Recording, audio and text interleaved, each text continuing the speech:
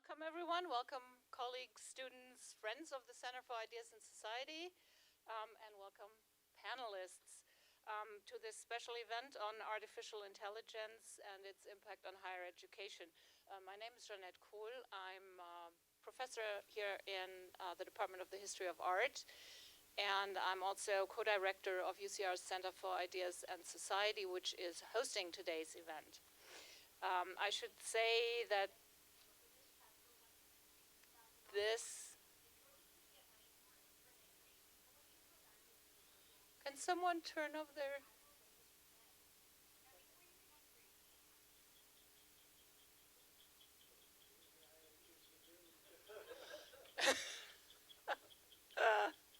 All right, I'm not going to start from the beginning again. I should say this is a pilot event that we hope will kickstart a series of conversations between our two colleges, that is CHASS and the Marlon and Rosemary Burns College of Engineering.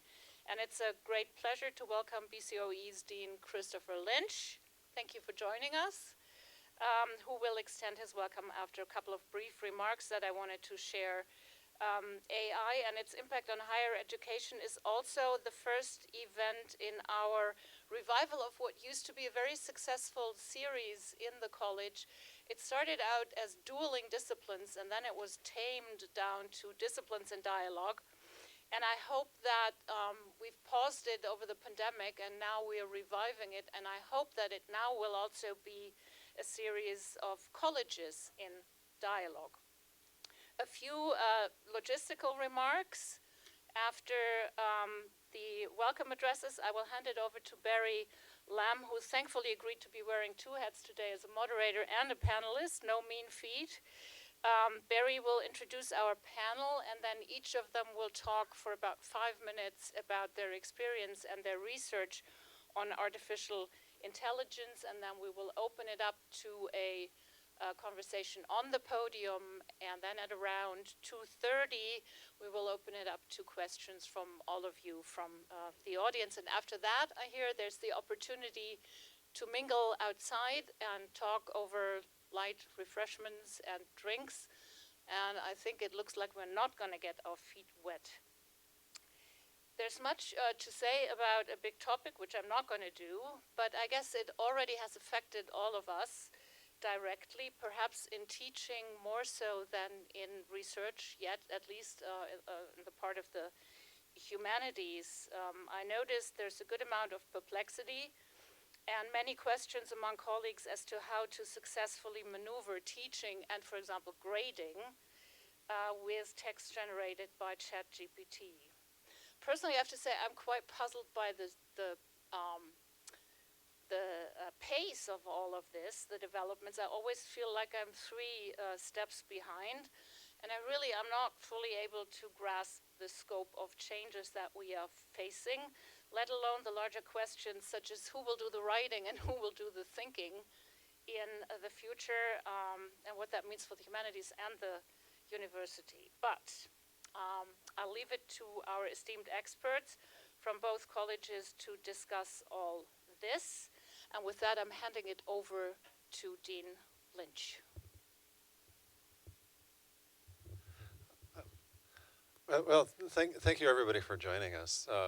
I'll be very brief with my remarks, but I want to give you a little bit of a history of where we have been with this just over the past year and a half. It was Dave Key, who's sitting here in the front, and a couple of members of our Council of Advisors who came into meetings, I think a year and a half ago, maybe it was 2 years ago, really making the case that with the recent developments that have taken place in artificial intelligence and natural language processing, things like ChatGPT, but even beyond that, the applications of artificial intelligence in everything from creating new movies, new films, short snippets, you name it, things are changing. And we have an opportunity here to really get ahead of that change and incorporate that change and use this as a tool to enhance all the things we do rather than as something that we need to watch out for, push back on. It's not a new way to cheat, it's a new way to be productive. it is with us. It's a tool that all our students have access to, and they're more adept at it than most of us. I have not used it a lot. I've played around with it to know what it is, but students really know how to use this. But I like to just take a step back now and then to put this in the context of a comment that was made to me about writing long ago. Writing's not difficult. It's knowing what to say that's difficult. So I see a lot of these tools as maybe being able to facilitate the writing, but they hallucinate. They don't always get it right. You have to know what to say. You have to be able to do the editing.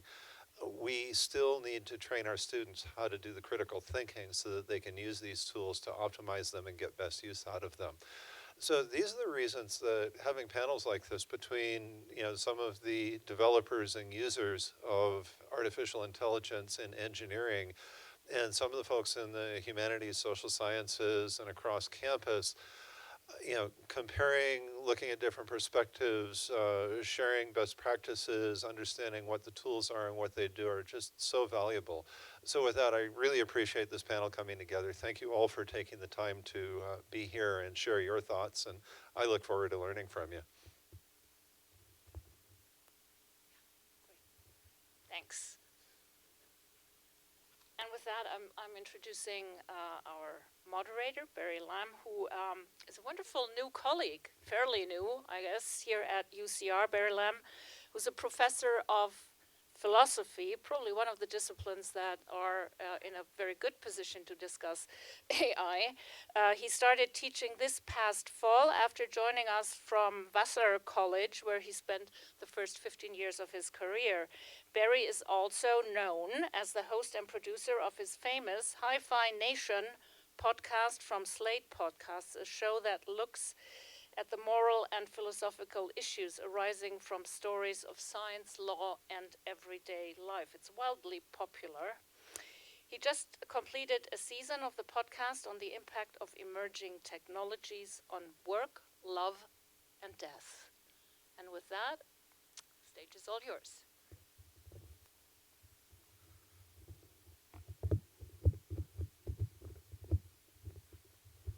All right, I'm going to introduce everybody on the panel, and then everybody's going to have 5 minutes to kind of talk about their own either research or experiences in the in this space that we're going to be talking about today.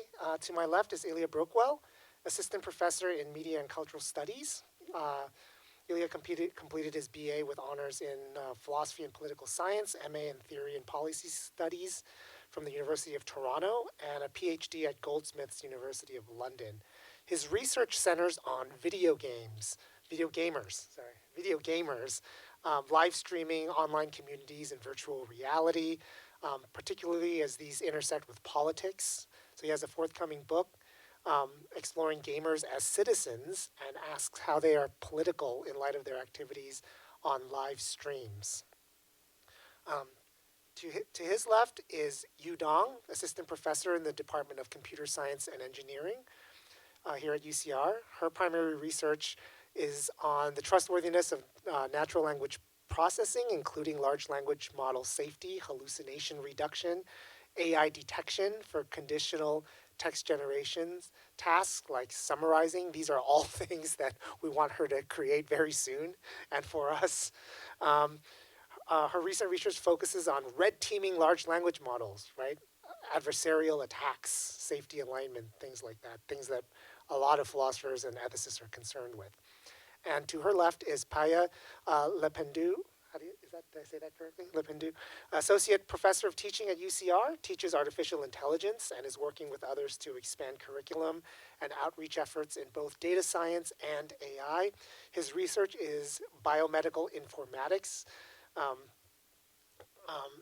And I'm going to ask a lot about this kind of thing because the application of AI to things like drug safety and diagnostics in the medical system, I think, is underappreciated and raises a lot of questions that we should think about in higher education as well. But I think I want to start with you, because you are the resident, person who can tell us exactly how LLMs work. I was going to ask you to start with just describing the problem of LLM hallucination, what it is, why it's a big problem, and then go from there on what you do in that space. No, I think that works. Our mics, every mic works. Yeah. Hi. Okay, hi everyone. So it's a great honor for me to be here. So I joined UCR last January and it has been changed a lot. Yeah, so I was doing actually most of the hallucination reduction in my during my PhD, and also that's essentially the main topic for my PhD thesis. At that time, what we were wondering is, let's say we're summarizing a news article and then I put the date wrong or I put the location wrong, that's going to be a problem. And now hallucination are defined in a more broader term. It can be anything ChatGPT tells you that is not grounded by the truth. And why I'm super excited to be here was actually while talking to our dean, Chris, and also my department chair, we found that there seems to be a gap between computer scientists, how I think about things, and then how user cares about LLM. So every time I tell people what LLM is essentially just a model learned massively doing next word prediction. So it's similar as how our brain works, but it's trained on all the web data people can find. So it's essentially all the text there. Though like internally, it's way more complicated than you think. You see like people really train this model with massive GPUs. And one interesting question I was asked, I found interesting, is I got asked by users why every time I do hit a button of regenerate, it tells me a totally different sequence, right? So that's something actually from like technical perspective we never thought about. We need to thoroughly explain what's the reason. It's essentially statistical sampling behind the logics, which is a probability distribution on the vocabularies. But this is essentially when you're sampling, every time you regenerate, you will see a completely diverse sequence. So a lot of these are the fundamental reasons why current models still having a lot of problems like hallucination. It can generate jailbreak responses. For example, if you ask some model how to make a bomb, it will give you a detailed instruction on every step how you do it. And that's where my research start to focus is on how to safeguarding LLM to be useful, and in the meanwhile have a very good balance on safety. Right. So, Ilya, you're next. So, one of the things that generative AI is, like, it's the first tool for generating automated text, images, music, video. Right now, there are web browsers that are generating web pages from scratch for people who don't like the web but think there might be a web that they do like. Well, AI can now do that for you. It just strikes me that this is sort of the beginnings of, for the people who create these things for themselves or for their community. This is the beginnings of plugging yourself into the game, right? And this is what it is that you do, right? Yes, exactly. Am I coming through okay? Yeah. That's actually a great question that I'd like to address in my remarks, my opening remarks.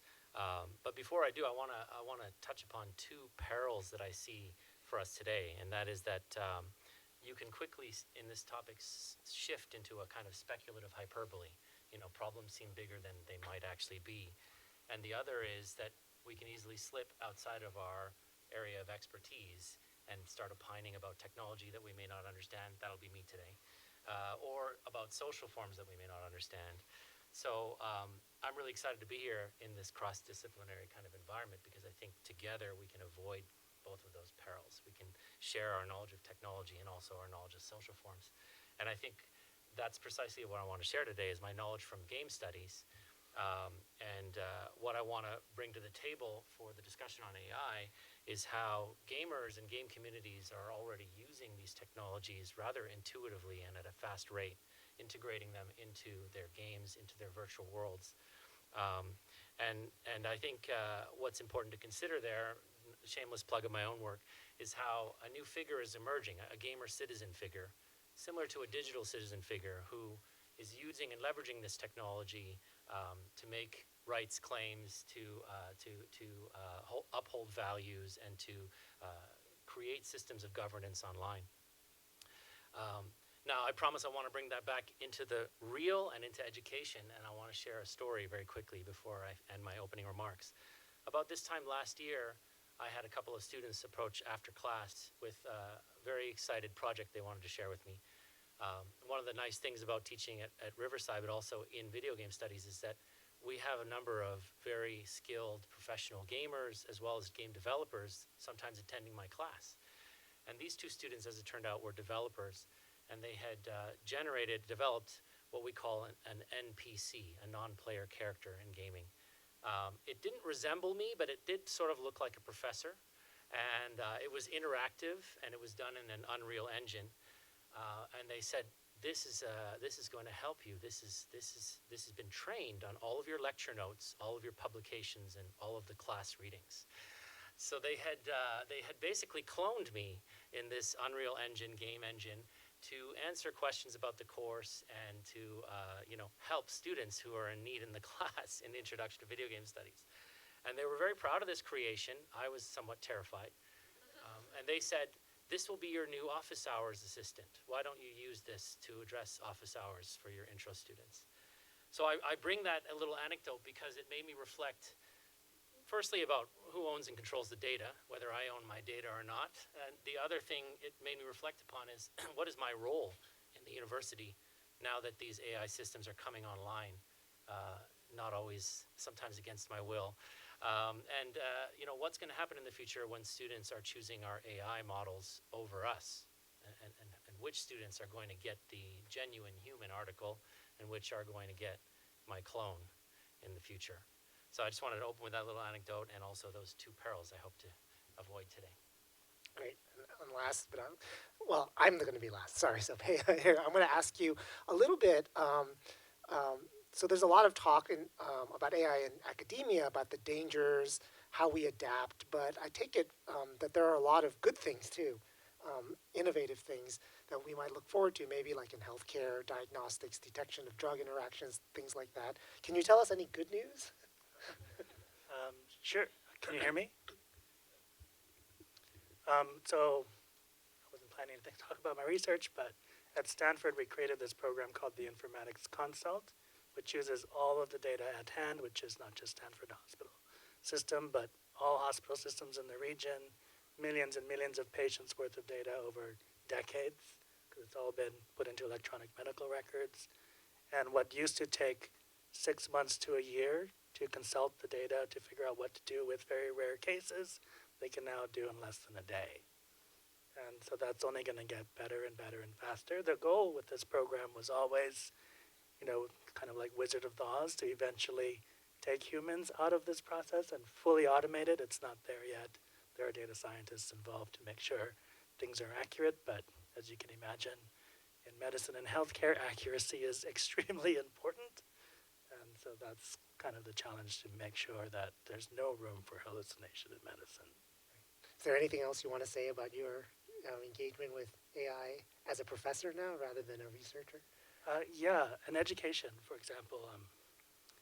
We've been working really hard for the last couple of years to broaden participation in computing, really focusing on our intro courses and making sure they're accessible to everyone.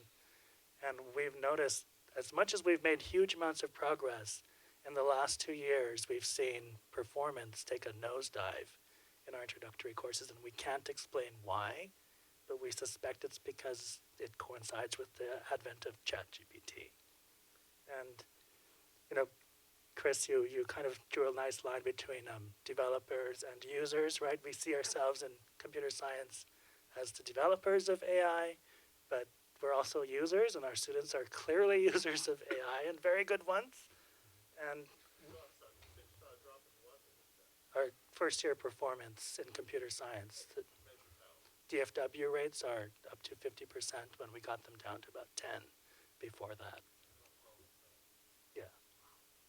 So that's pretty scary. Most of us don't believe that using ChatGPT should be demonized, as cheating is bad, but it's also a useful tool.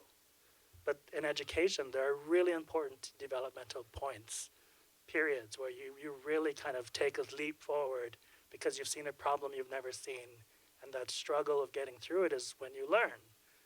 And when you're using ChatGPT to kind of circumvent that learning process, we're seeing developmental problems happen that are really hard to fix. Great. So I think what I'm going to say in my first 5 minutes is going to be related directly to that. And I just want to mention that I've been thinking about things in the last year and a half with AI as an extension of labor automation more generally. I think a lot of people think of it this way. And there's a lot to say about labor automation, like the economics of it and what happens to the people who have had their jobs or their tasks automated away. And I think we should talk about that in the panel if we have time. But one of the things that I think that we should think about as educators is when things get automated away, there's a question about the value of the tasks that are being automated away. So traditionally with things like manufacturing or agriculture, right, things that used to take 100 humans might now take 10 because of automation. And we think a lot of those kinds of tasks, while valuable to the meaning of labor with the hands and so forth, we don't necessarily miss. We might think that, well, the people who like doing it, we're going to create some kind of artisan class that knows how to do certain things like blacksmithing with their hands, and it's like their hobby, and they could sell things for higher cost and so forth, sustain them. But really, the society in general has kind of converged on this idea that it's not going to be as valued, those kinds of tasks as before. And now that we're looking at things that we traditionally had thought before generative AI was a creative kind of activity, right? The creation of music, writing, visual arts, the moving arts like cinema, programming, right? The kind of things that have now been automated away, writing scientific articles. Well, it's true that AI has been trained on the humans who've done it, but once that's being automated, I think we take it for granted of our generation that, well, students learning to do those kinds of things are still valuable, even though it is automated away. But they're not necessarily going to be taking that as an assumption. And if you look at the history of labor automation, that eventually goes away. So I think we should ask that question. We should ask the question, even if we think we know what we want to answer it, is what is valuable about teaching students to write introductory paragraphs? What is valuable about teaching them, think about what are problems with your argument? Well, now they don't have to think about that. They can say, hey, ChatGPT, what are the problems with this argument? That's a form of critical thinking, right? But it too can be automated away.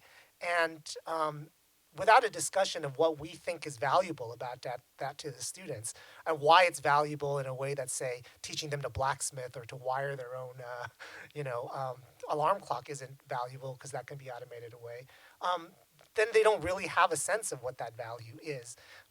Whereas we do, because we came up in an educational system where that wasn't automated away. So I think that's the kind of question that I would like to have us as educators ask and answer in a way that when we discuss it with our students, we don't just say, well, we did it this way and we think it's valuable, because they really genuinely can have many of their tasks that take us, 30 minutes to do, like write a letter, done within seconds that they can flesh out. So that's how I want to open up the discussion. So maybe I could ask the engineers and scientists, and what do you think is the value to students doing something that an LLM can do very easily for them? Writing introductory ending paragraphs, explain an article or an essay that they just read, things that we assign in introductory writing courses, or for that matter, write a series of code that do something that the LLM can do, like for them very quickly. No? That's a tough question. No, it's a tough question, but Yeah, okay. Yeah, it's a pretty tough question. Yeah. I really think I second with what our dean said. Is I think for engineering student at least, what's important is the critical thinking. And I was just thinking about the analogy of like using a calculator. Now we have calculator do like math 100% correct, but is it necessary to teach a student how to do addition, multiplication? I think this is generally a very broad question, right? I would imagine the next generation of AI, LLM are similar to a calculator. It's just a great tool for communication. So like essentially how natural language was involved is for communication, and that's what makes us different from a lot of other animals.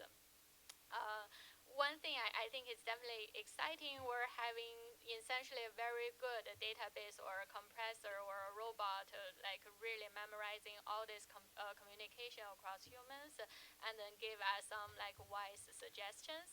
I see a lot of positive things there as well. Of course, I'm an NLP researcher. I don't want to get rid of my own job and saying people should not want to have advanced AI, right?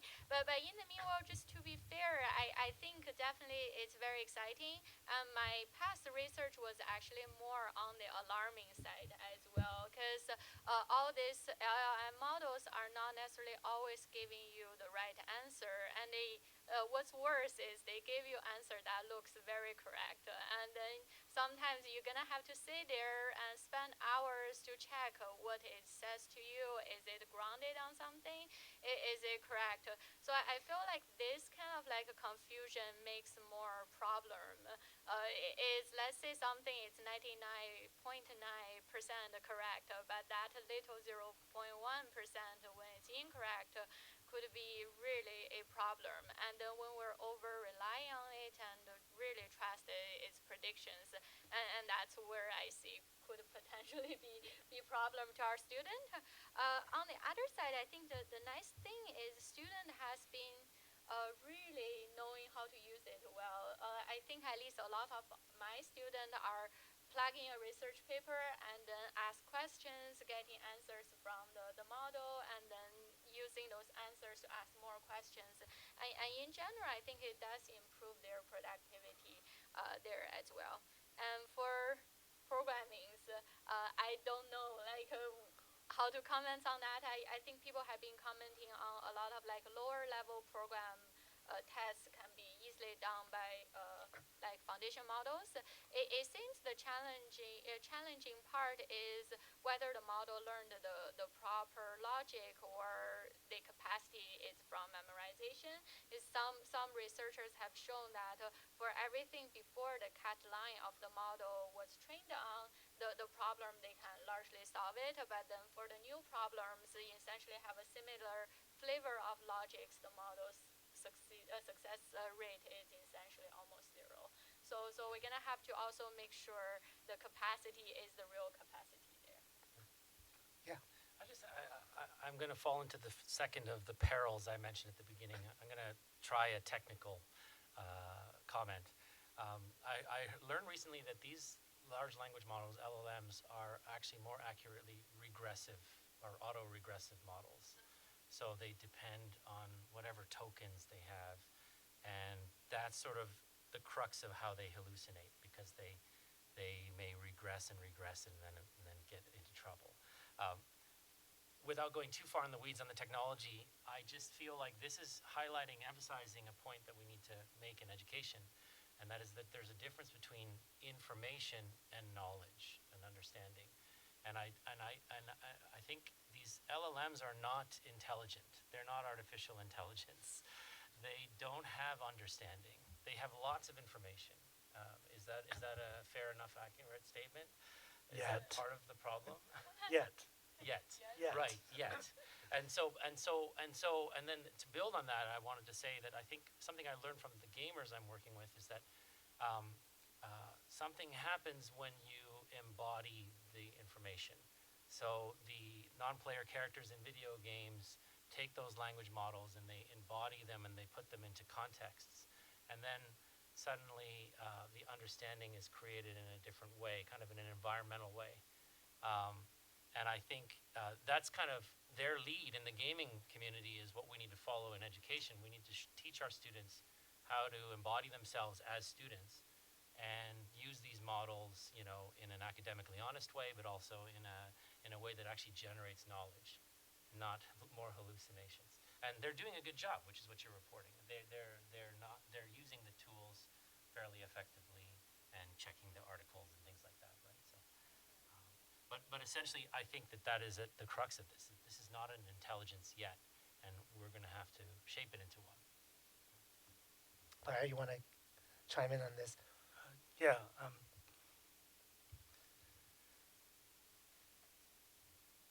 One of the things that I find difficult in my classes, I'm an engineer, right? It's really easy for us to get hung up on technical prowess as an engineer. You need to know your technical things really well. On every exam I give, there's always an essay question. And I can't tell you how terrified our students are of essay questions. And it's really sad. I mean, we have to, as an engineer, as a college, as a department, emphasize the importance of communication. It is an important skill too. You can't just, be good at math and good at engineering. But what I have a hard time with is when I have students give presentations and they're making their videos, because it's video-based presentations. So many times you can tell they're just reciting something ChatGPT said. So how do I teach them that it's not about cheating, it's about how can you honestly say that you own that, right? There's an integrity part to the equation that I feel like we as educators have to make sure students pay attention to. Do you have a good answer to the question that one might ask, which is, what value is it to me to learn to do that if, like, ChatGPT does a B- job, but that's all? What really matters is the technical knowledge and not the essay knowledge. Do you have a good answer to that, to your students?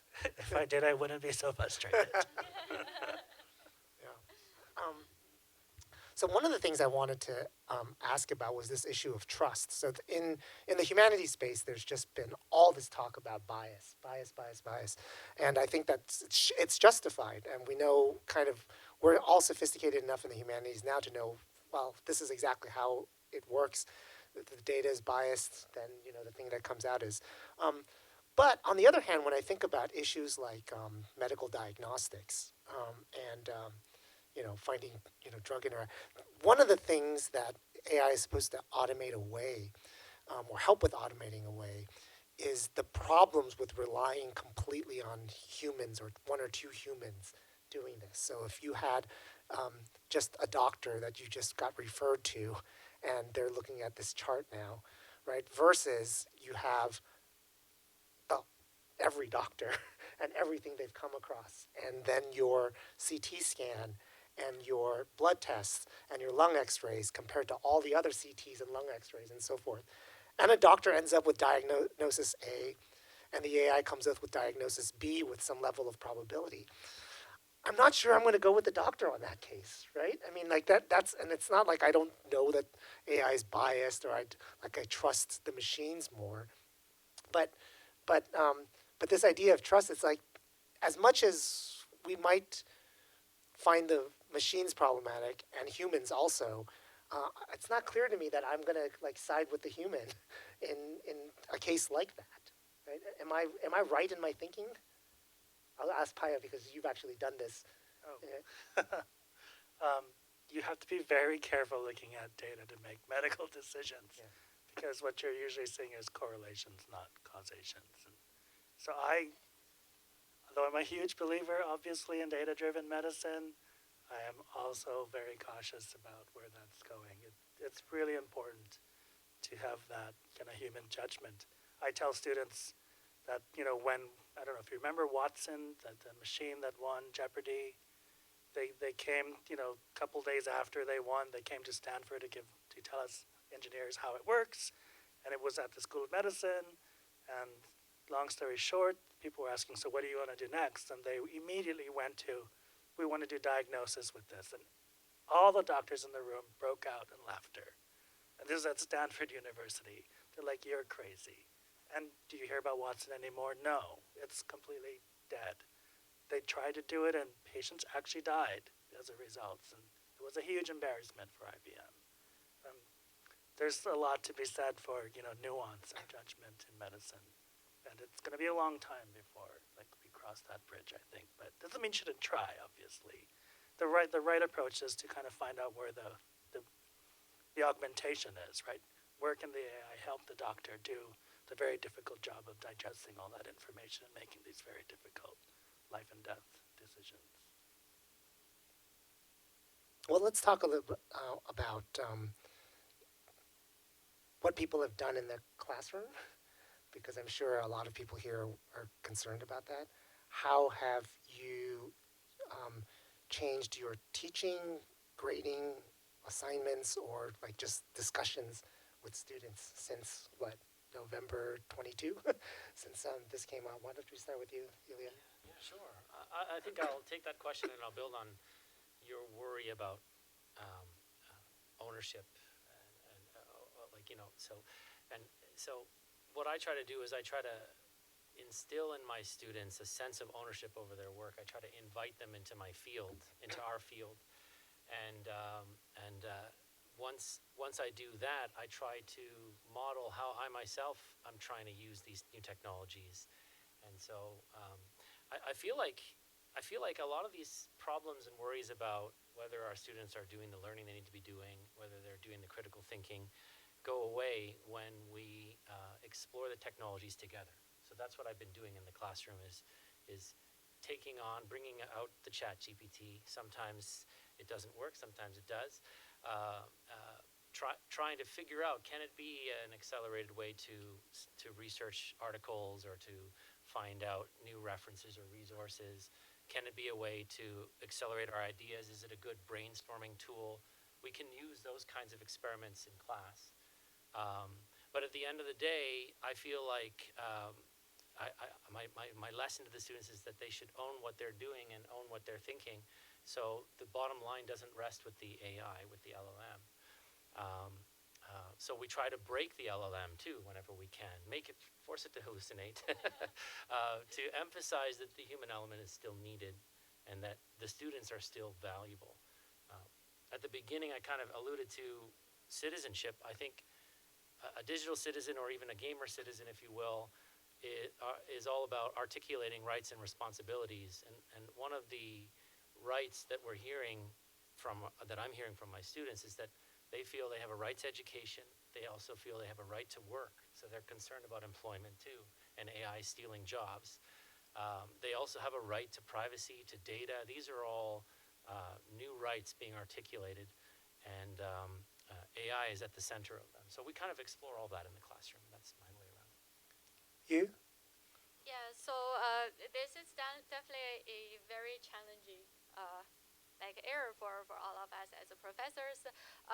Yeah, in my class, I tend to be trying to get more exams so that I know they're sitting there and they're not using any extra helpers. But in the meanwhile, I do encourage them to use generative AI. Just essentially, I told them paraphrasing is fine, but you don't use it for coming up with ideas.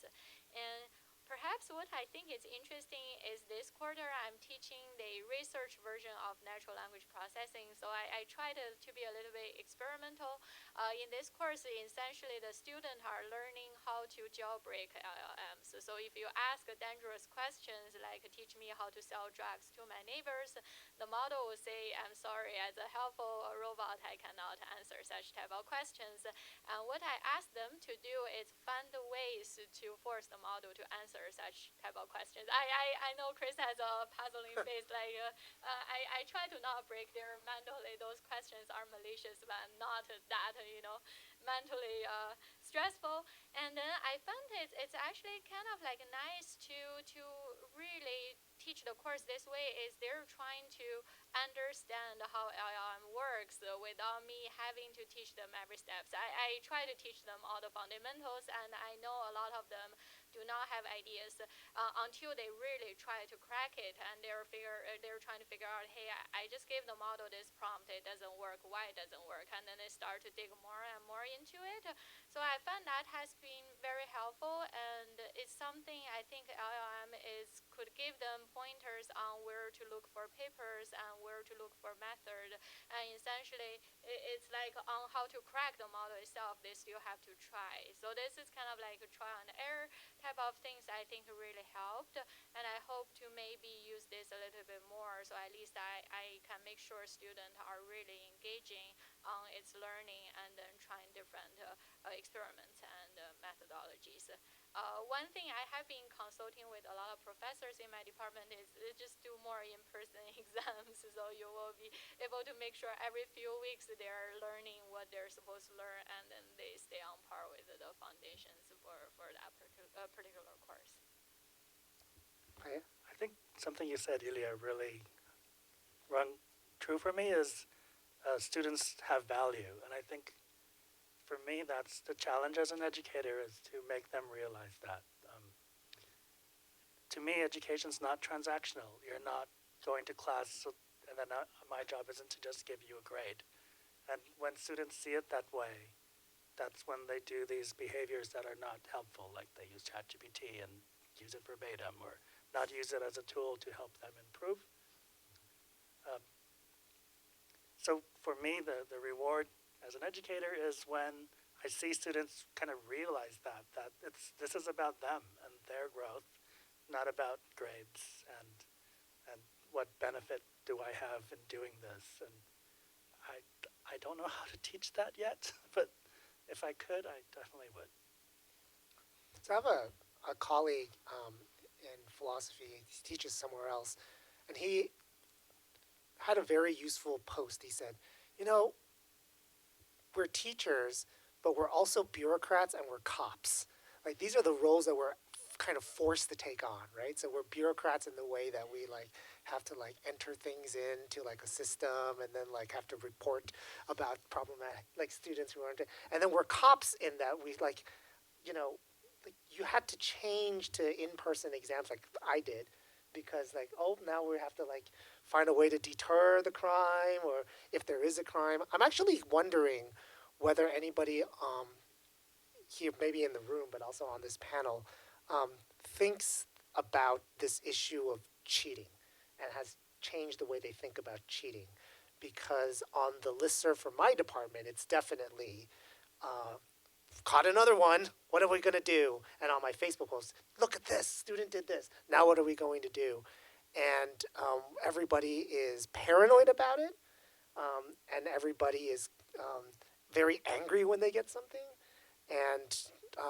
And then we also are like looking to people like you about, we need a better detector and so on. I'm wondering if we could each talk about this issue of cheating, how we're thinking about cheating, if we're changing the way we think about cheating and so on. If I may. Yeah.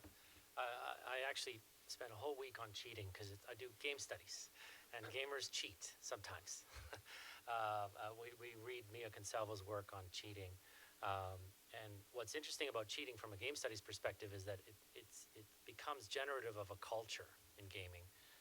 And you come to think about cheating as not breaking, but sort of rewriting the rules and shaping a new direction to take.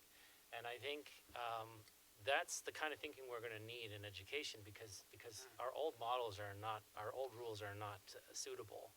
So let's cheat. I mean, I'm not saying in a dishonest way, but let's cheat that system and reshape it. And Be more specific about this. I mean, like, Yeah. right? So I have these colleagues. I'm convinced, based on these first three sentences, this is ChatGPT, gonna report. You know, it's gonna be sent to somebody else who's gonna be dealing with this, and then and of course in video games, right? There's experience with this. Like, is calling a friend, what's the code, or do you have a map of this zone, and like, is that cheating? Like, why are you playing the game? Like, part of me as a professor wants to say, well, you came to college, you want to learn this stuff, right? But then of course gamers want to play and have fun, but then they'll cheat, right? So like, how should we think about it as instructors? It's a tricky question, because it does depend a lot on discipline, and we have different disciplines. Yeah. I think in my particular discipline, we do a lot of ethnographic approaches. So there's original data, there's participant observation, and so those narrative elements are the human elements that my students bring in. And I'm less concerned now about whether they've got some help with summarizing a reference. If the reference is in the right place and it ties into something original, the outcome is there for me. The original research, the original content is there for me. But that's unique to ethnography, unique to the kinds of research that I do. In a more maybe informational type discipline, or a discipline in medicine where there is a right and wrong and we want them to be able to come to that independently, it's trickier. I don't really know how cheating fits into a curriculum of that sort. I'll just pass it on. Don't get me started on cheating. It's a huge problem. In some of the classes, almost 50% of the students are reported for cheating. It's a huge number, and I'm sure SCAPE gets overwhelmed by us because we have automated ways of detecting it. In computer science, there are a lot of tools to detect it for code. It's hard to think of myself as a police officer. I don't like to. I don't like to do that. I think there are better things to do with my time than catch cheaters. Yeah. But you can't ignore it, and Maybe if I could ask a question, maybe why are they cheating? We should really. because we give them grades and we make it transactional and adversarial. I mean, if there were collaborative video games, would people cheat as much? Or would we even call it cheating? Might call it hacking. Or something. But when they're caught, is it a learning experience or is it just a punitive experience for them? Right now it's punitive. And the punishment is not very severe, so students don't take it too seriously. Do you have anything in your classes? Yeah, so maybe I can talk a little bit about watermarking. So this is when I started my career, we did a little bit of research on that, published a few papers until at the moment I realized it's really hard to have 100% classifier saying this is generated by machine and this is generated by human. And I also saw cases that like misclassification leads to very bad consequences. So in general, I tend to really trust students to be really want to learn and honest. I think a lot of times it's really how I believe will shape my student a lot. I have been telling students that you can use AI for paraphrasing purposes. It's just like I try to limit the scope what they should use it for. And then for writing type of assignment, I ask them to have a Google Doc. I said you need to write everything on the Google Doc and make sure if I want to check, if I suspect it's generated by AI, you give me a log of what you have been doing as a human, and then it's okay to paraphrase. Because I don't want to read the article full of grammars and I can't even understand on my own. And I think it has been very helpful, at least in my course, that none of the students really did something that I can tell it's by generated by AI. And I also want to kind of like say, this perspective is, I feel like, yes, we're a cop, but we're really not a cop trying to get everyone right. I feel like this is similar to California. Everything less than 900, you tend to like not having a very severe punishment. For me, I think it's really what's important is students get into the class and they have a sense that they're going to be evaluated fairly across their peers. So in this sense, I kind of feel like if everyone is using AI, then they probably would think that the proper use is more important to them than like how much I use it. And this is something I think I'm hoping to try to teach them. And of course, I think a lot of times we would have outliers who only want to start their assignment an hour before the deadline. It's hard to prevent those things. One thing at least I agree sort of like the AI or the intelligence is not there yet completely, is most of the time I can still tell this is really a article has no soul in it. It seems to be done by AI, and this is a article that's done by the student. I can feel like their thought patterns across the generations. So in general, I do see nice things from both sides. And one thing I do know for sure is all these like detectors are essentially banned or abandoned because of the issues that a lot of times a wrong misclassification can lead to way worse consequences than really catch a few cheaters. So many false positives. Yeah. Yeah.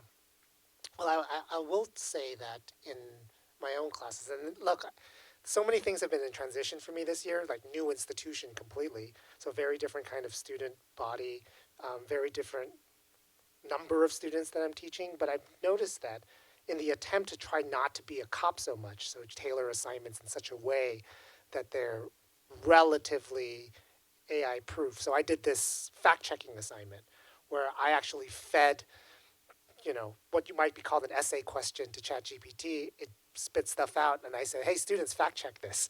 Is this what is actually true. They found, number one, they found it very, very hard to do, even though they had the books and the articles to just read. And then, but number two, doing assignments like that and doing in-class exams really does have the effect of making the development of their essay writing like second tier, or like, you know, you don't do it because you're worried about, you know, out of 30, 10 people cheating. So then the other 20 aren't really given as many essays to write and and review and so forth. And so so they are learning certain skills, but they're doing it at the cost of other skills. Traditionally, in like a philosophy class, you'd want to assign a lot of papers for them to construct and come up with problems to it and critically evaluate arguments. But to avoid that, you know, now we're going to in-class exams. Well, we've kind of solved one problem at the cost of creating another one, and that's probably going to be an ongoing issue. With your permission, Jeanette, I think I'd like to open up the discussion to everybody in here to talk about their experiences, ask questions of us, or ask questions of each other, so forth. A little early because I think that we're all peers, and this is not a panel of experts at all. Yeah.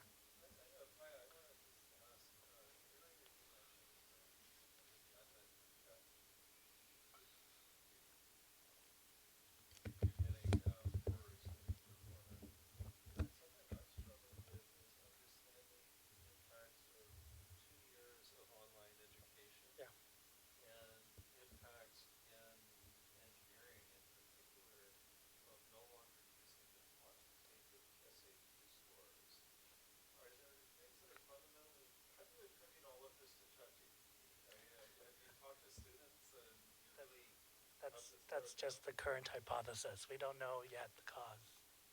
But we're working with, as you know, Carla, who is studying the introductory series across 26 different schools across the country.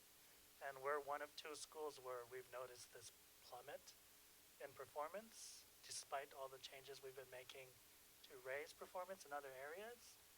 And in talking with instructors of these courses and trying to eliminate all the different explanations, the only one left is ChatGPT, because we have sophisticated tools for detecting it in our courses, and we can see that they're doing it. And with ChatGPT, you can write code also. So that's what they're doing on the practice homeworks and on the labs. So it's when it comes time to testing that we can catch them. And our hypothesis is that maybe more than every other school, we rely very heavily on testing to evaluate individual performance. And so we're trying to figure that out.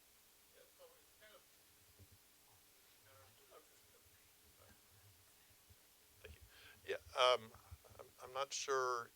It certainly surprised me that you said the pass fail was worse, because on one hand I think, well, since it's so much easier to cheat, then that should be easier to succeed. But also, it's harder to have mastery, as mentioned before, because you're not doing the struggle to learn how to do that. So, and you say we don't have the data, but what's your theory for the reasons that they're failing? Is it because they're, when they actually do the in-class exams, they're not doing as well, but they may be doing better in terms of this scoring, particularly the 10 that cheat versus the 20 that don't? For us, it's all the exams. It's when we catch it. So we have a rule in our introductory courses that if you do not get I want to say a C- or better on the final exam, you cannot pass the course, because you need that to progress into the upper division. And so that's where they're getting caught, and that's where they're not passing the bar. Yeah. It says it's massively concerning, you know, if the output of the students and their learning is not great. An interesting point of yours, Chris, that of course the lack of standardized testing, which I guess most universities are moving away from. I mean, you got two big factors here. Trying to figure out which is the dominant one, explain it, is difficult to impossible.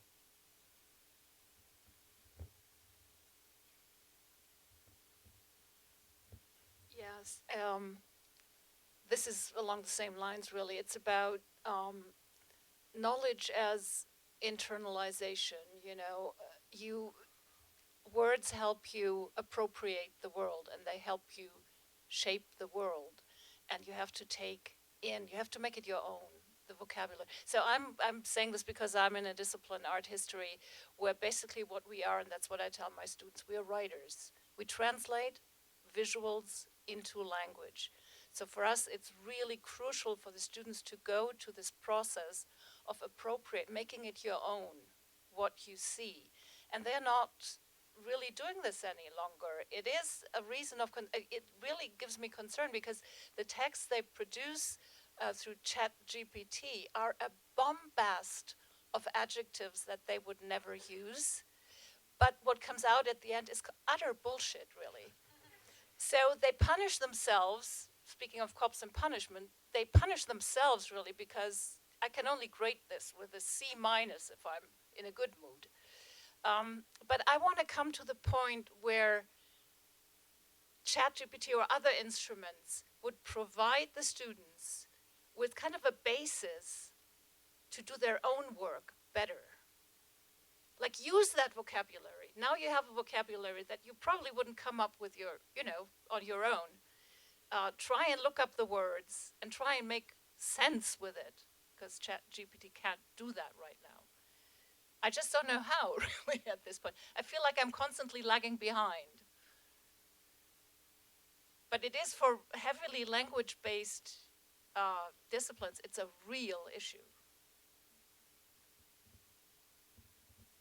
Yeah, so maybe I can add. Yeah, I really agree with you that I think true learning should be you absorb the knowledge, internalize it, and then write it out, right? And I feel like generative AI tends to give you a shortcut. You don't need to do this process yourself anymore. You just like rely on external brain to help you to do all the thinking, all the brainstorming, and give you something, and then some student might still edit over it, some student copy and paste it directly. It seems to me, at least, it feels like that process is missing. Because I think text is for communication, and it's for communication some brilliant ideas and creativity, and that part I feel like that's something current generative AI are not able to give us. Yeah, so one thing I also want to ask for like maybe the audience and panelists is, it seems like what Paea described, because I mostly teach upper division courses, especially research courses, so I kind of feel like I didn't observe this, like all the students taking the shortcut with AI and then fill in the final exams. So I also wondering, I kind of feel like we're putting the heavy lifting on the lower division courses to make sure students learn proper ethics and how to do things, what they should be learning. I was also wondering whether any of you observe this kind of like a clear separation from lower division courses, which are more about knowledge absorbing, right? Like understand the information, compared to upper divisions, maybe more it's about critical thinking and about like how to be creative in the discipline here. If I may, I think I'd like to piggyback on that, because I think this question is exposing a weakness in the more informational type of instruction, where you're hoping the students absorb the information, process it somehow, and then generate knowledge from that. And I think we might learn from the digital humanities, where they have a principle called critical making, where the knowledge comes out of making something of the information or of the material.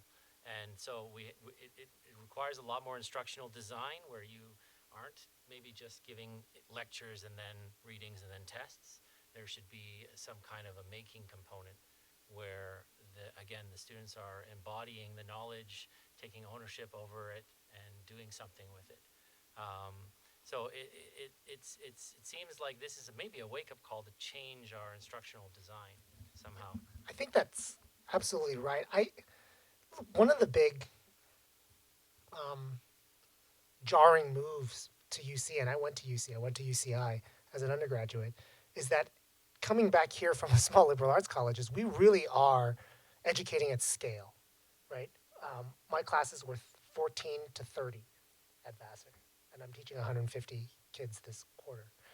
And what you're describing, Ilya, is something that you can do with 14 to 30 students, not 150, right? With 2 TAs or whatever. You just have to clone Right. clone your professor. Yeah, right. And no, it just strikes me that, I mean, this is a dark thought. It just strikes me that, I mean, what's really happening here is that we're describing the education of an artisanal class, right? In the same way that the automation of, you know, blacksmithing and agriculture, right? And now the people who are farmers are either industrial farmers with a lot of automation, or like, you know, people who do subsistence farming because they're like in the organic world or something like that. And like you're describing, okay, look, we're talking about, you know, knowledge making, and that's going to attract a certain kind of student who wants to be involved. And then we're talking about a lot of other students who are like, well, it's kind of transactional. I want my degree. I want a career. And if like I can get away with cheating to do it, and I don't really care very much about making the knowledge, and let that be for the kids who do. And that's a dark thought, right? Because really what that says is that what was happening before this age of information automation was that a lot of people were kind of forced into it structurally for their own good, and there wasn't technology for them to like opt out. And then they ended up getting all of these like skills that allowed them to like move up. But now we have automation, and it's just kind of like, you know, you can't really motivate people who don't want it. But that's a dark thought. Speaking of just a direct response to what you said, Barry, and Ilya, the embodiment, right? The direct relation between a topic that you're working on and yourself. So what I've tried to do is have them reenact famous artworks. It was wildly, popular during the pandemic, but also write about that experience. And interestingly, none of them resorted to any text generation. They wrote the way they felt. And that was straight A's, all of them. They did great. But I also want to have this other part, right?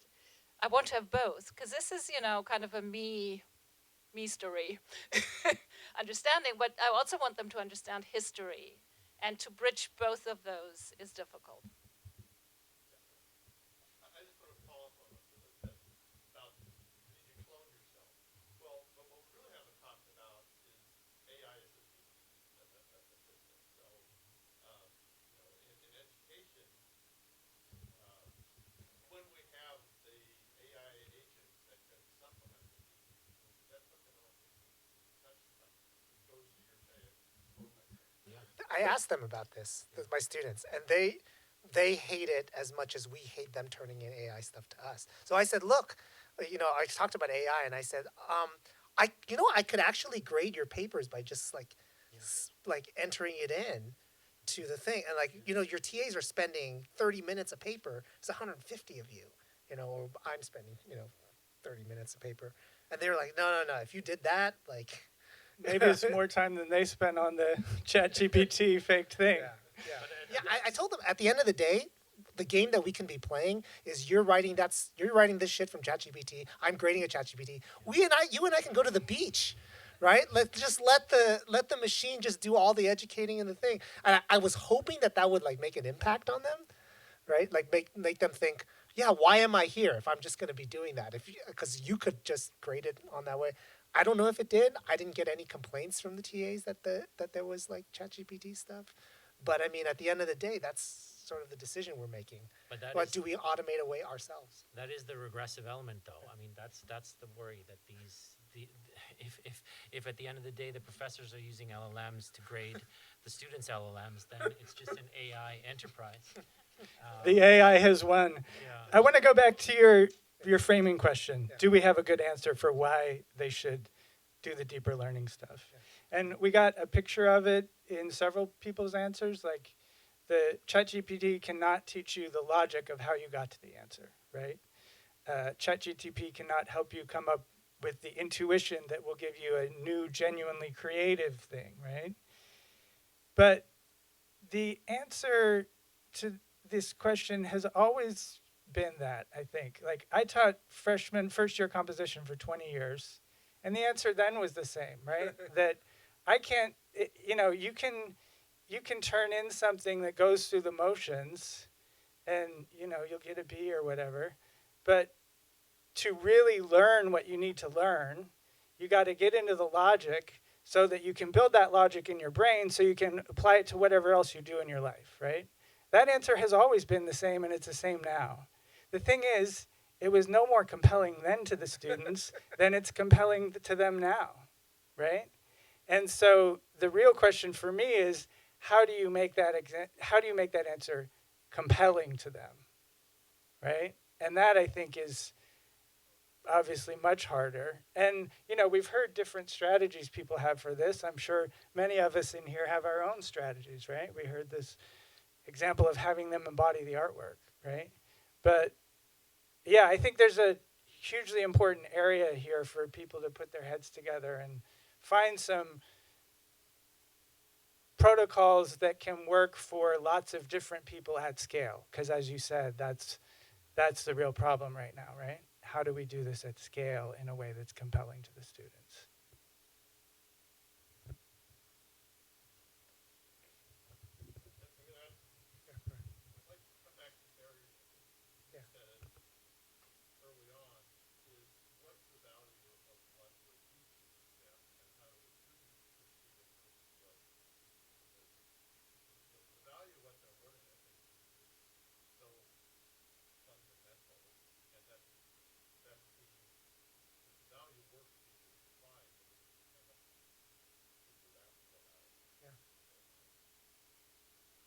No, that's absolutely right. I mean, everything we just said, we're in higher education, but I could have said about blacksmithing.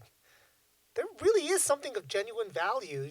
As someone who's like an amateur carpenter, it's just like trying to get to my daughter. No, you really should try to do this without the power tool or any tool. Just use your hands.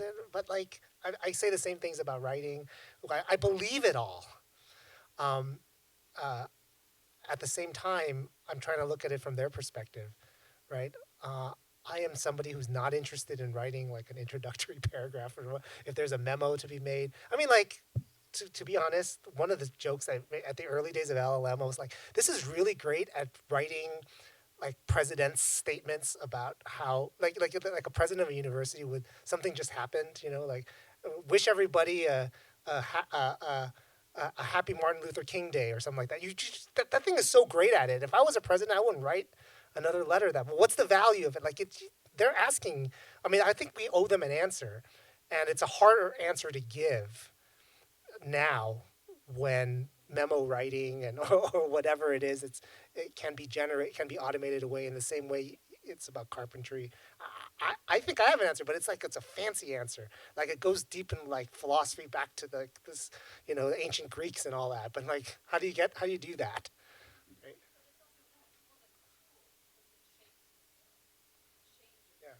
No, the answer I think is like, just what is not valuable about letting the LLMs do everything? Like them writing the paper and we grading it, and then you and I going to the beach. Like, what is that? What is wrong with that, right? What is wrong with like you want a boyfriend or girlfriend? You know, you could get the virtual version. I just profiled the company on my podcast that has that, right? And like they're better. Like they're better in every respect. Like a lot of respects, not every respect, but they're better in a lot of respects, right? Like, what's the value of that? Like you're in the students in the beginnings of plugging in. I really do think that's sort of what's happening. If you look at the amount of hours on the screen and interactions with each other just through information as opposed to person, I mean, it's just going up and up and up, and in our own lives too. And like, what's not valuable about plugging in? And I think that's just related to what we're doing, right? What's not valuable about just text being sent back and forth between you and your boss, or you and your mom, or you and your, right? That's how deep it goes, I think, as a philosophy professor. I wonder though, do you think all students are doing this value judgment on their education? Are they looking for an outcome? I need a job. This is getting me a job. Do they see it as training, or do they see it as education? We're all talking about percentages here. We're not talking about every student. We're not even talking about most students. We might be talking about, half. I mean, like it's got to be less than that. Let's be charitable, right? So we're not talking about all. I think a lot of students like see the value, hate the thing, would rather interact with you, write the essay, learn to code, and not do the So like, let's say it's 10 to 30%. It's about them. Or I think they're making implicit value judgments. This thing is not valuable to me. That thing is not valuable. I don't see the value. I think they're making value. They're not sophisticated, but I think they're making judgments about what's not valuable. Because I think if to those percentages, if they're looking for an outcome that produces value, I invite game designers into my class to talk about, you know, the job of developing games, showing them pathways to careers. That might be a way for them to take ownership and to not go the route of academic dishonesty, perhaps.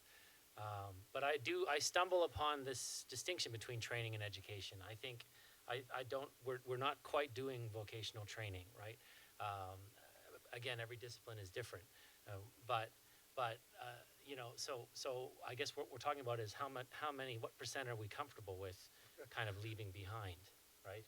And it seems the percent is very high. I don't want to leave that many behind, right? Yeah. So I kind of like this remind me of this is I do want to share some technical perspective about values and biases in the models, because I think the thing is information, and there is some absolute like a ground truth like the math axiom. We all like agree this is right, this is wrong, and then that's something we can use standard test to evaluate student on. But what we have seen is, for example, currently LLMs are a lot of times better evaluators than humans. Like human doesn't want to read like spend 30 minutes to read an article. LLM can do it within seconds. The thing is we have found that LLM prefer LLM's answers rather than human answers. So this is the first bias I want to share. The second bias is if you see current LLMs, they're start to be more and more, we call it safety aligned. So some of you might observe your large language models become more and more stupid in responding your queries. A lot of this are behind the engineers in those tech companies are align the model to safeties. That's why you see whenever safety is strongly aligned, the usefulness drops. So there is a trade-off. But perhaps more surprisingly is this alignment are done by human feedbacks, and there are bias in that humans will hire. For example, if we look at the smarter LLMs, now they don't represent people over 60 years old because your annotators are all working forces, and then something it's nice that I think for university student to use it, it's nice is the current LLM models are more aligned to our student. Actually, they become logical. They become we call intelligent. They become not representing redneck class anymore, not retired people, not children who are unreasonable. They're very, very centered towards what we call valuable and intelligence, right? But I could think about if this is become a long-term use, how much it can really do good or damage for the humanity in long term. We don't know yet. At least are something from the technical perspective we have observed, which seems to be very, I would say, alarming in this sense. It's a lot of times I was also thinking kind of like collaborations with society and social scientists and trying to figure out what is the right way. One thing is after I show all these research papers to my student, I ask them how many of you trust whatever humanities definition of value is controlled by this group of engineers behind OpenAI, and none of them raise their hands. Yeah. What is your perspective of Gemini?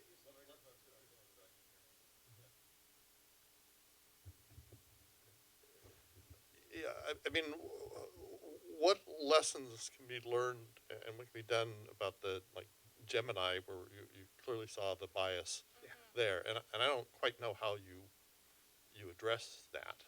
Yeah, so that's still something. Actually, I don't think we have a consensus, right? We talk about like early tools of how debiasing works is we add prompts like surfaces. If you say generate a professor, we try to do the variations by adding prompts like black or female or without glasses type of things there. It's kind of like humans define what they think is fair. however, I think it's very hard for us as engineers to actually define it, or I don't know who is the right person or group to define what is fair there. But you definitely see a lot of these behaviors. It's the models. It's if you gear it towards one direction, it will forget about the other direction, and that's quite common in general. I mean, just one thing that I thought was great that you mentioned before is asking your students to assess and fact check the results from these models and identify hallucinations and bias. I think that was very powerful. Right. Yeah. Though at the end it's still right. Like if we feed that back, that type of data back to the model will be even more biased towards higher educated people, right? So I was just like, how to really represent the diverse perspective. Another thing is there is this recent paper won the best paper at ACL, so that's the top NLP conference. They analyzing the political biases in the large language model. For example, compared to like the earlier type of models, and then like ChatGPT is more left compared to a lot of other models.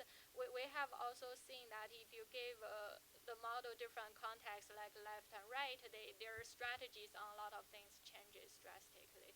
So how to counter this, like in model design, or we know that those are factors or variables, but how to define these controlling variables in the right way, we don't know. I actually might have some answer there. I'll put on another one of my hats. I oversee the ITS here on campus, and I had the privilege of meeting with all the CIOs of all the other UC campuses. And the CIOs are the chief information officers. And they were discussing how their strategy is to build our own LLMs, to have in-house LLMs. Other campuses are a little bit better resourced than we are at Riverside, so they can do these sorts of things. They'll never be as powerful or as widespread as some of the commercial available options, but maybe the solution is a diversity, open sourcing and a diversity of those models. The problem, though, that I heard from the CIOs is that this is tragically expensive and uses a lot of electricity. So, for example, Irvine, the CIO of Irvine said currently their LLM is taking 8% of all campus electricity. No. And in 10 years, they expect it to go to 28%. So it's very difficult, but I think the answer is to open it up, have more models. Yeah. I want to ask a question of LePendu. You brought up something earlier that touches on a lot of the themes that have come up with embodiment and of ownership. You said something about wishing to communicate to students that they have value. Would you say more about that and how you see that fitting into the issue of artificial intelligence?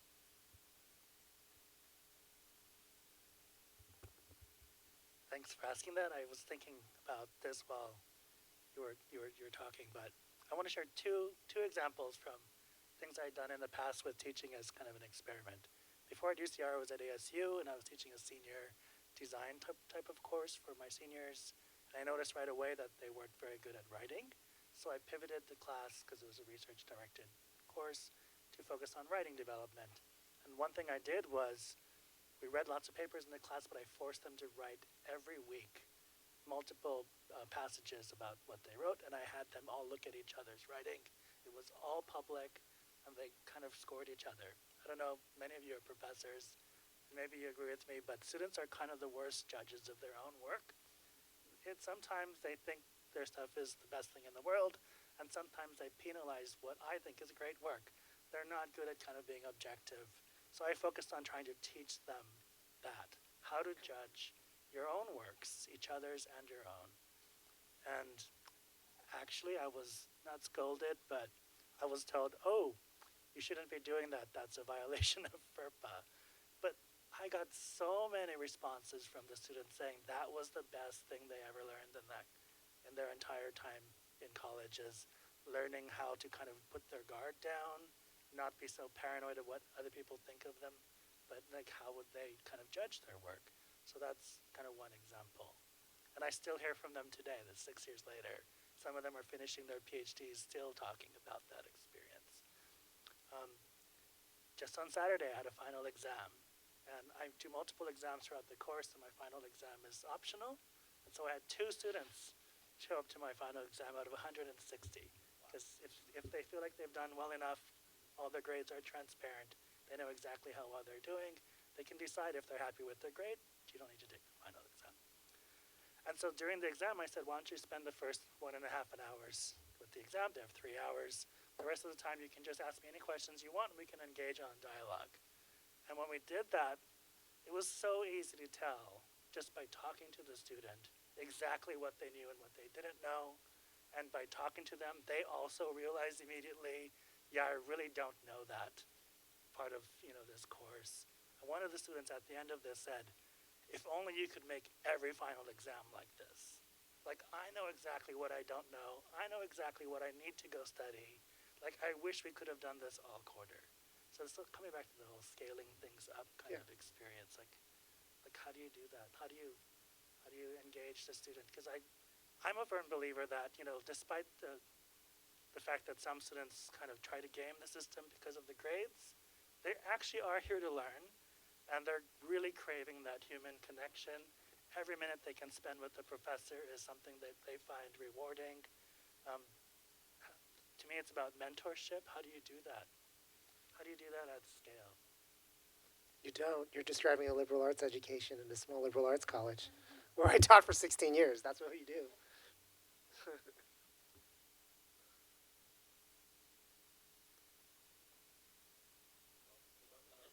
I think there was.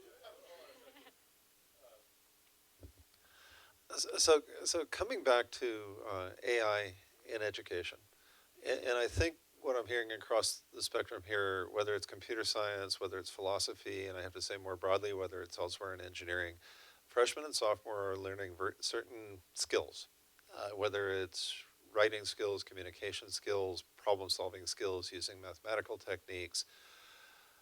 They're going to go through and have well-posed problems, but by the time they finish, we want them to be able to address ill-posed problems. And when they get out in the real world, the challenge is defining the problems and applying these tools and skills to solving them.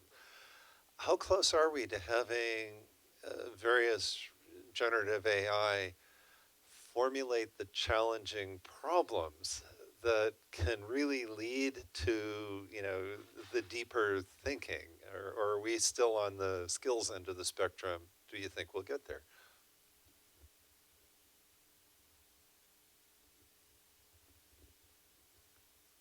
Is the question that, do we have strong enough AIs to challenge those students? Is that No, it's more, what are students going to, an engineering student, sorry. An engineering student in the real world, they are never going to have a boss come into them and say, here's this well-defined problem, I'd like you to go solve it, like in your fluid mechanics course or your computer science 10C course. There is no such problem. It's, how are we going to use these tools to design a new structure that won't fail? And what is that structure? What's the function of the structure? And is AI going to start moving into really defining those more critical problems, and given the parameters, that will start reducing the need for writers, for engineers? Or will AI not get there? It'll help with those skills, those tools, but we still need the people behind it to do that critical thinking. I'm skeptical then. I think the answer is, I don't think they're going to get there, the AIs. Not yet. Because they are regressive. All right. I just mention a little anecdote. So, what does a painting sound like? What does a poem look like as a piece of visual art? Think about that question. That's something that a person can pose, but what Google did was, they created a music generator, right? And the music generator was based on inputted text, because what you do with, scanning music is that you just label things, right? Like, this is like a blues solo and whatever, and so on. But after that's done, a person could then say, let's take an art historian's description of The Scream by Munch, enter that into the music generator, and see a 10-minute, a 5-minute musical piece. That's that would be the sound of munches the scream. The AI doesn't come up with that, but the person thought of that as a creative act, and then like all of a sudden you can hear this, by the way. You can like look this up. So the creative thinking was done by the person of the application, but what they did was it allowed them to say, ask this weird question of the AI to then like produce something, right? So I guess what I'm saying is that like the person could pose interesting questions and then use like multimodal generative models to like help them come up with something to say about that, to answer that question. But I don't think the AI's like coming up with the question or thinks to use the generative models in various ways.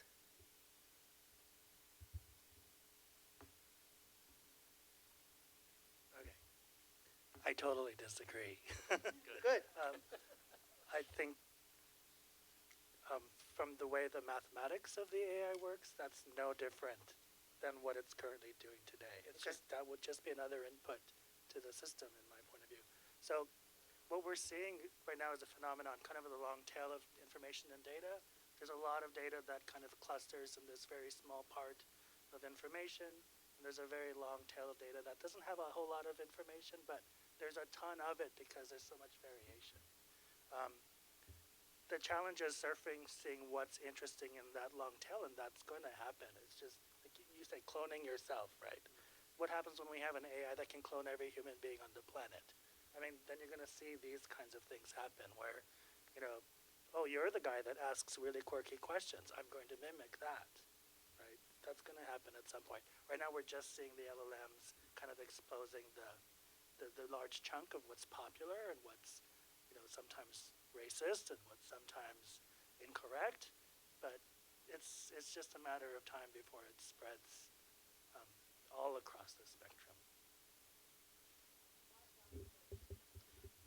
Yeah, so my question is, when we talk about cheating using ChatGPT, I feel that the problem sometimes is just psychological, right? What we raised thinking as cheating is, you take some work and just copy it without really thinking about it. The way ChatGPT works is different, right? It's not really the way we used to think about cheating. So I don't know if there were studies about that or if questions were asked to students about this, but I feel that the students might not feel as bad as copying from ChatGPT as they do with copying from a friend, because the answer is personalized. It's unique somehow to some limit.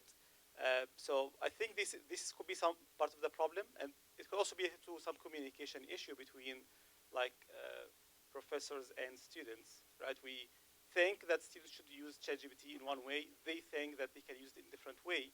And I think there needs to be some communication of saying why this is bad, why you should use it in this way. I don't know if there's studies about this or not, but this could be one way to move forward with this. We, higher education educators, do need to have a conversation about whether our conceptions of cheating are outdated, or we shouldn't just be defending the status quo. We should be questioning this kind of stuff. We don't. We're just playing catch up. We're just kind of, this thing was created, and then now we're looking for a detector, and then it turns out false positive. We're just catching up. But we need to get together and come up with some kind of best practices guidelines that actually, question what is plagiarism, and do we need to revise how we think about plagiarism and all that other stuff? We definitely do. All that stuff's value laden anyways, right? In law schools, they don't care if an argument was written by the lawyer who's presenting it or just copied off of something. Just when they want to file a brief, they just they copy in all the time, and they don't call that plagiarism because of the norms there. And then here we think it's really, really, really important and so on. We need to get together and come up with such a thing.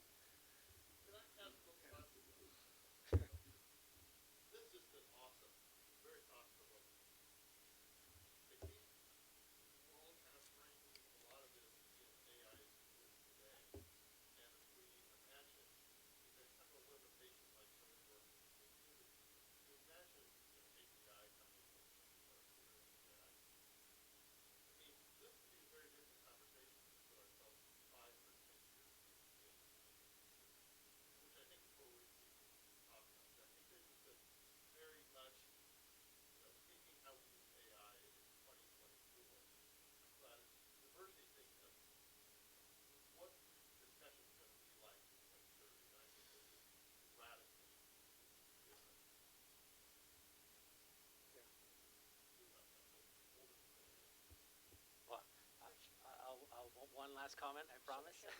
I think well, there are doomers on this subject, and then there are hopeful people, and there are some people in between. I think that a lot of people, though, are viewing students as going to be entering into careers that require AI pilots. So you look at them, if the learning outcome, to answer the other question, if the learning outcome requires them to be good at piloting AI, then I have no problem. It's not cheating. It's preparing them for the field. And so maybe that is the field they're joining in the next 5 to 10 years, and maybe that means we need to change our learning outcomes. And then the cheating thing is sidestepped. But it is very speculative at this point. It's difficult. It is difficult. Final words. But I wanted to thank you all. A big round of applause for the speakers. It was really heartening. It was great to see, actually, that we do speak one language between engineering and the humanities. And I hope to continue this because it's such a big question with so many different implications. If you're in, we're in. Okay, that's a word. And please join us for some refreshments and drinks outside, and we can continue this. Thank you very much for coming.